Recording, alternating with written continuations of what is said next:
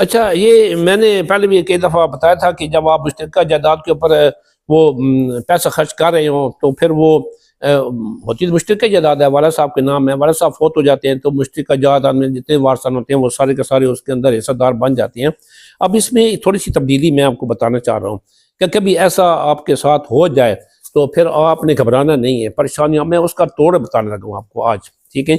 2026 SCP-281P, ये एक ruling है कि तकसीम से पहले मलकियत की नोयत वाज़ करना लाजमी है। तकसीम से पहले वो दवा और उसमें नोयत कैसे लाजमी है कि सुप्रीम कोर्ट ने करार दिया कि अगर कोई शरीक अपनी ज़ाती कमाई से, एक भाई जो अपनी ज़ाती कमाई से ज़मीन खरीदता है और या तामीर करता है तो वो खुद मुश्तरका नहीं बन जाती।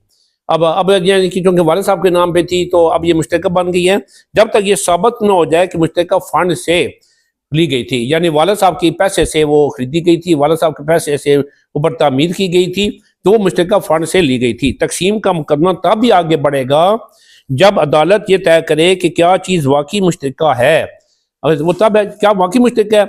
अब इस भाई ने जब ज़्यादा पैसे खर्च करके वहाँ पे उसके रेनोवेट किया या उसके ऊपर तामीर की या कमरे बनाए, वो ये साबित करने में अगर कामयाब हो जाता है तो मलकियत वाज़े हो जाती है कि फिर तकसीम की डिग्री जो है वो नहीं होगी, बल्कि कानूनी तौर पर कमज़ोर हो जाएगी तकसीम की डिग्री।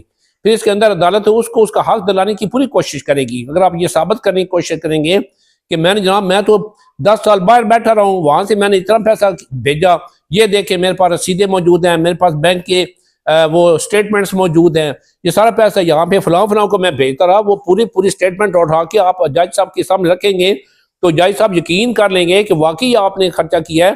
क्या इतना पैसा यहाँ के जो लोग हैं, जो यहाँ की जो भाई बहन, क्या उन्होंने पैसा कहाँ से लगाया भाई?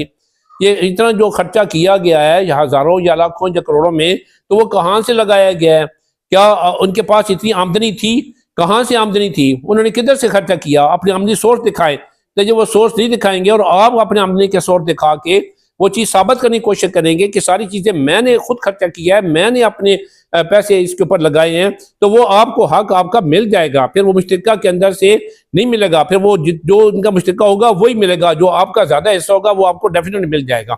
बहुत शुक्रिया।